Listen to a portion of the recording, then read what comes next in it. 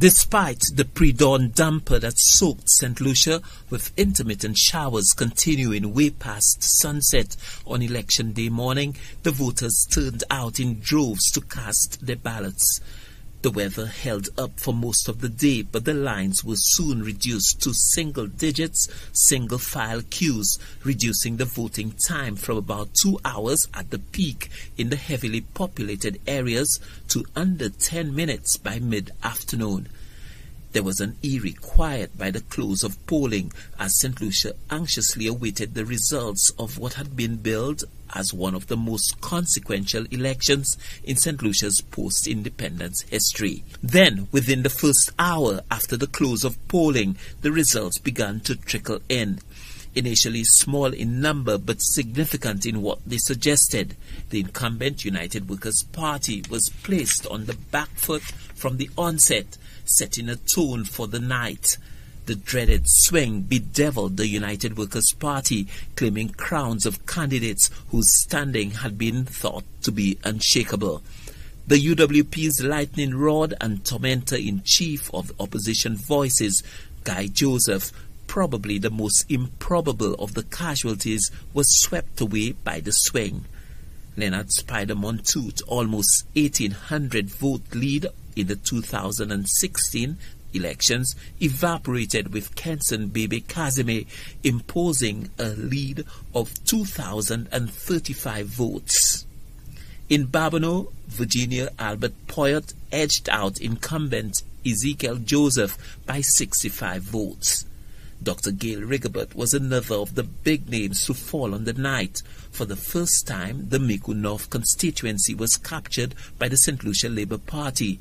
Jeremiah Norbert defeated Dr. Gail Rigobert by 552 votes with a lead of more than 13%.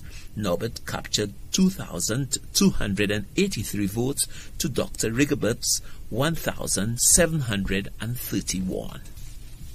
The results were not kind to Fortuna Belrose, with the leader of the opposition, Philip J. Pierre, beating her 2-1 as she amassed fewer than half of his votes, her tally 1,823 to that of the incoming Prime Minister's 3,700 ballots in her second failed bid to become the East Castries parliamentary representative.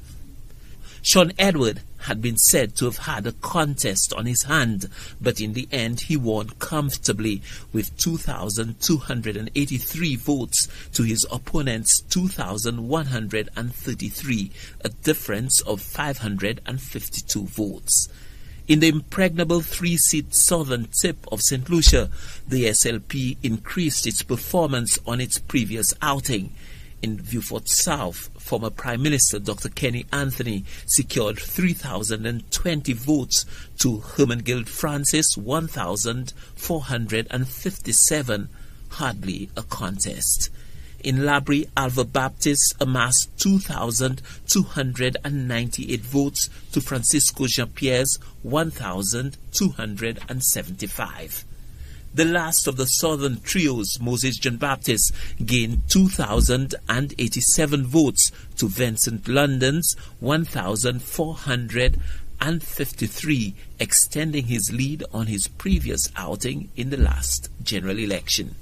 Former Prime Minister Alan Chastanet gained 2,303 votes to Gibeon Ferdinand's 1,657, a lead of 646 votes. Choiseul was one of only 2 victories for the United Workers' Party, with Bradley Felix 2,846 votes to Dr. Antoine Prosper's 2,461, a lead of 385 for Bradley Felix.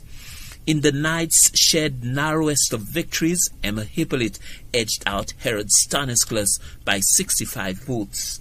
The National Green Party, at its first showing of the polls, hardly shifted the scale, with Aaron Alexander, who contested the Castries Central seat, being the only one to gain more than 1% of the votes for the Green Party. It was a night to remember for the St. Lucia Labour Party, securing 13 of the 17 seats, with the independents Richard Frederick, of Central Castries, defeating the incumbent Sarah Flood Bobra by 605 votes, while Stevenson King won comfortably against Janine Girodi McIntyre. King secured 3,643 to Girodi McIntyre's 1,530 votes.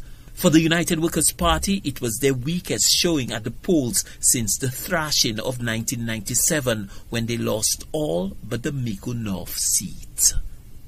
Stanley Lucien for the HTS News Force.